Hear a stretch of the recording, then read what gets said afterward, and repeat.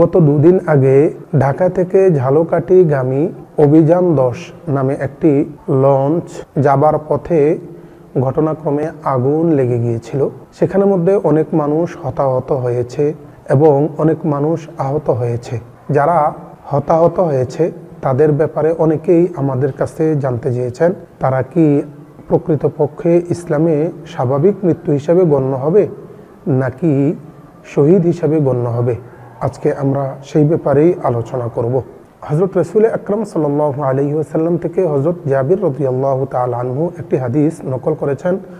আবু দাউদ শরীফে 3113 নং হাদিস, বাবুন ফি ফাদলি মান মাতা ফি তাউন অধ্যায়ের মধ্যে হাদিসটি বর্ণিত হয়েছে।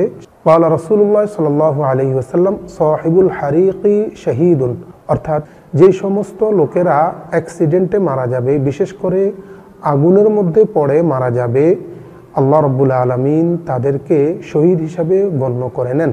এই হাদিস থেকে আমরা এই কথাই বুঝতে পারি, অভিযান 10 লঞ্চের মধ্যে যে সকল ব্যক্তিবর্গ ইন্তেকাল করেছেন সকলেই কিন্তু আগুনে দগ্ধ হয়েই মারা গেছেন। তাই আমরা বলতে পারি, আশা করি ইনশাআল্লাহ তারাও আল্লাহর কাছে শহীদ হিসেবে গণ্য হবেন। আল্লাহর রাস্তায় যারা শহীদ হন তাদেরকে দুনিয়ার বিধান অনুযায়ী গোসল দিতে হবে না, গোসল ছাড়াই তাদেরকে দাফন করতে হবে এবং কাল কিয়ামত দিবসে আল্লাহর দরবারে তারা শহীদ হিসেবেই উপস্থাপিত হবেন।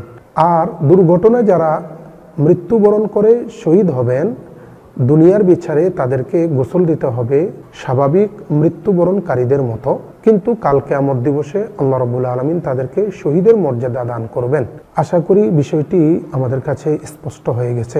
আল্লাহ সকল মৃত্যুবরণকারীদেরকে শহীদ হিসাবে গণ্য করুন, আমিন।